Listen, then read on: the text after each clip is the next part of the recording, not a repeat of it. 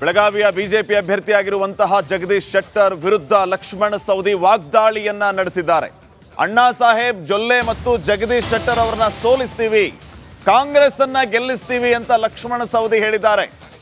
ಜಗದೀಶ್ ಶೆಟ್ಟರ್ ಅವರನ್ನ ಬೆಳಗಾವಿಯಲ್ಲಿ ಸೋಲಿಸಿ ಹುಬ್ಬಳ್ಳಿ ಕಳಿಸ್ತೀವಿ, ಅಣ್ಣಾ ಸಾಹೇಬ್ ಜೊಲ್ಲೆ ಅವರನ್ನ ಸೋಲಿಸಿ ವೈನಿಯವರ ಸೇವೆ ಮಾಡೋದಕ್ಕೆ ಕಳಿಸ್ತೀವಿ ಅಂತ ಹೇಳಿ ಲಕ್ಷ್ಮಣ ಸವದಿ ಅವರು ಅಥಣಿಯಲ್ಲಿ ನಡೆದ ಸಮಾವೇಶದಲ್ಲಿ ವಾಗ್ದಾಳಿಯನ್ನ ನಡೆಸಿದ್ದಾರೆ. ಇವರಿಬ್ಬರನ್ನು ಈ ಸಾರಿ ಸೋಲಿಸ್ತೀವಿ, ನೋಡ್ತಾ ಇರಿ. ಜಗದೀಶ್ ಶೆಟ್ಟರ್ ಹುಬ್ಬಳ್ಳಿ ಬಿಟ್ಟು ಬೆಳಗಾವಿಗೆ ಬಂದಿದ್ದಾರೆ, ಇವ್ರನ್ನ ಸೋಲಿಸಿ ವಾಪಸ್ ಹುಬ್ಬಳ್ಳಿ ಕಳಿಸ್ತೀವಿ. ಇನ್ನು ಚಿಕ್ಕೋಡಿಯ ಬಿಜೆಪಿ ಅಭ್ಯರ್ಥಿಯಾಗಿರುವಂತಹ ಅಣ್ಣಾ ಸಾಹೇಬ್ ಜೊಲ್ಲೆ ಇವರನ್ನು ಈ ಸಾರಿ ಸೋಲಿಸಿ ವೈನಿಯವರ ಸೇವೆ ಮಾಡೋದಕ್ಕೆ ಮನೆಗೆ ಕಳಿಸ್ತೀವಿ ಅಂತ ಟೀಕೆ ಮಾಡಿದ್ದಾರೆ.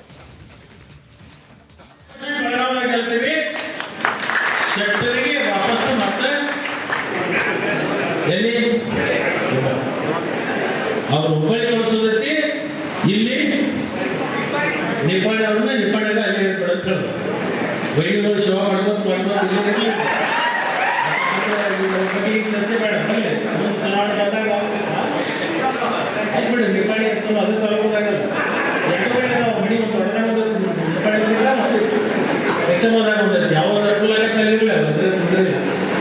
ಈಗ ಲೋಕಸಭೆ ಚುನಾವಣೆಯಲ್ಲಿ ಅಭ್ಯರ್ಥಿಗಳಾಗಿ ಅಖಾಡಕ್ಕೆ ಇಳಿದಂತವರು ದೇವರ ಮೊರೆ ಹೋಗ್ತಿದ್ದಾರೆ. ಪುಣ್ಯ ಕ್ಷೇತ್ರಗಳಿಗೆ ಭೇಟಿ ನೀಡಿ ವಿಶೇಷ ಪೂಜೆಯನ್ನ ಸಲ್ಲಿಸಿ ಚುನಾವಣೆಯಲ್ಲಿ ಗೆದ್ದು ಬರಬೇಕು ಅಂತ ಪ್ರಾರ್ಥನೆಯನ್ನ ಮಾಡಿಕೊಡ್ತಾ ಇದ್ದಾರೆ.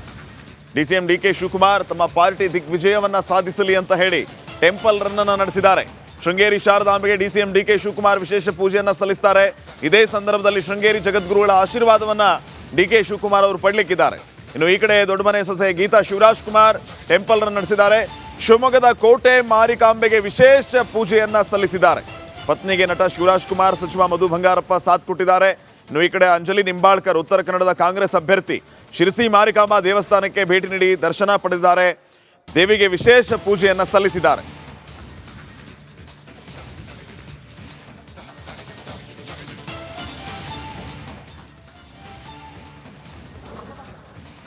ನೋಡಿ, ತಾವು ದೃಶ್ಯಗಳಲ್ಲಿ ಗಮನಿಸ್ತಾ ಇದ್ದೀರಿ, ಎಲ್ಲ ಅಭ್ಯರ್ಥಿಗಳು ಟೆಂಪಲ್ ರನ್ ನಡೆಸಿರೋದು, ವಿಶೇಷ ಪೂಜೆಯನ್ನ ಸಲ್ಲಿಸಿ ಪ್ರಾರ್ಥನೆ ಮಾಡಿಕೊಂಡಿದ್ದಾರೆ ತಾವೇ ಗೆದ್ದು ಬರಬೇಕು ಅಂತ.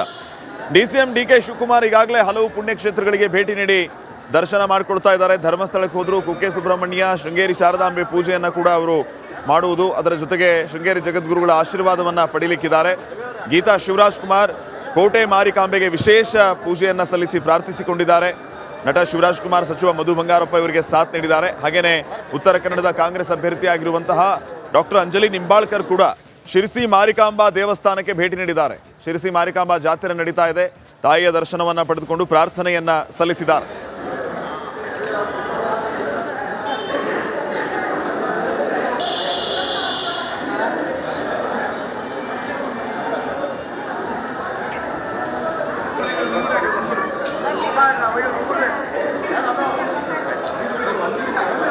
ಬಂಡಾಯ ಶಮನಕ್ಕೆ ಬಿಎಸ್ ಯಡಿಯೂರಪ್ಪ ಎಂಟ್ರಿ ಕೊಟ್ಟಿದ್ದಾರೆ. ದಾವಣಗೆರೆಯಲ್ಲಿ ಬಂಡಾಯ ಶಮನಕ್ಕೆ ಯಡಿಯೂರಪ್ಪ ಎಂಟ್ರಿ ಕೊಟ್ಟಿರ್ತಕ್ಕಂಥದ್ದು.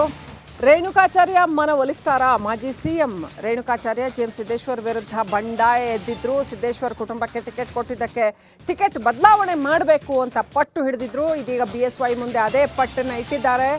ಯಡಿಯೂರಪ್ಪ ಮೇಲೆ ಒತ್ತಡ ಹೇರೋದಕ್ಕೆ ಈ ರೆಬಲ್ ಟೀಮ್ ನಿರ್ಧಾರ ಮಾಡಿಕೊಂಡಿದೆ. ಅಪೂರ್ವ ರೆಸಾರ್ಟ್ನಲ್ಲಿ ಅಸಮಾಧಾನಿತರ ಜೊತೆ ಬಿಎಸ್ ಯಡಿಯೂರಪ್ಪ ಸಭೆ ನಡೆಸ್ತಾ ಇದ್ದಾರೆ. ಸಿದ್ದೇಶ್ವರ್ ಕುಟುಂಬಕ್ಕೆ ಟಿಕೆಟ್ ಕೊಡೋದು ಬೇಡ, ಟಿಕೆಟ್ ಬದಲಾಯಿಸಿ ಗೆಲ್ಲಿಸ್ಕೊಡೋದು ನಮ್ಮ ಜವಾಬ್ದಾರಿ ಅಂತ ರೆಬೆಲ್ಸ್ ಹೇಳ್ತಾ ಇದ್ದಾರೆ. ಬಿಎಸ್ವೈಗೆ ಇದನ್ನು ಮನವರಿಕೆ ಮಾಡಿಕೊಡೋದಕ್ಕೆ ರೆಬೆಲ್ ಟೀಮ್ ಪ್ಲಾನ್ ಮಾಡಿಕೊಂಡಿದೆ. ಅದು ಪಕ್ಷ ಗೆದ್ದು ನರೇಂದ್ರ ಮೋದಿ ಪ್ರಧಾನಿ 400 ಸೀಟ್ ಗೆಲ್ತವೆ ಅಂತ ಒಂದು ಸೀಟ್ ಕಮ್ಮಿ ಆದರೆ ಏನಾಗಲ್ಲ ಅಂತಕ್ಕಂಥದ್ದು ಅವ್ರಿಗೆ ತಲೆಯಾಗಿರ್ಬೇಕು. ಅವ್ರು ಹಿಂದೆಲ್ಲ ಮಾತಾಡ್ತಾರೆ 224 ಗೆಲ್ಬೇಕು ಅಂತ ಇಲ್ಲ.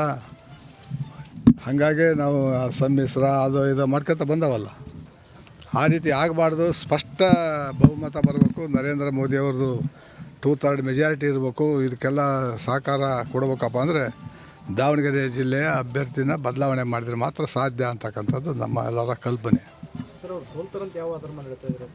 ಜನ ಎಲ್ಲ ಒಳ್ಳೆ ರೀತಿಯಾಗಿ ಸ್ವೀಕಾರ ಮಾಡ್ತಾಯಿದ್ದಾರೆ. ಅವ್ರನ್ನ ಹಳ್ಳಿಗೆಲ್ಲ ಓದ್ತಾರ. ಅಲ್ಲಿ ಈಗ ನಿಮ್ಮ ಡಿಮ್ಯಾಂಡ್ಸ್ ಏನು ಸರ್, ಏನಂತ ಕೇಳ್ತೀರಿ ಯಡಿಯೂರಪ್ಪ ಅವರಿಗೆ?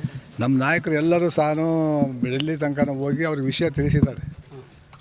ಸಿದ್ದೇಶಿ ಅವರ ಮಂತ್ರಿಯಂದ್ರೆ ಯಾರು ನಿಂತರೂ ಸಹ ಗೆಲ್ಲೋದಿಲ್ಲ. ಸ್ಪಷ್ಟವಾಗಿ ಭಾರತೀಯ ಜನತಾ ಪಾರ್ಟಿ ಗೆಲ್ಲಬೇಕಪ್ಪ ಅಂದರೆ ಬೇರೆಯವ್ರಿಗೆ ಹೊಸವರಿಗೆ ಕೊಡಲಿ ಅಂತಕ್ಕಂಥದ್ದು ಒತ್ತಾಯ ಮಾಡಿದ್ದಾರೆ. ಆದರೂ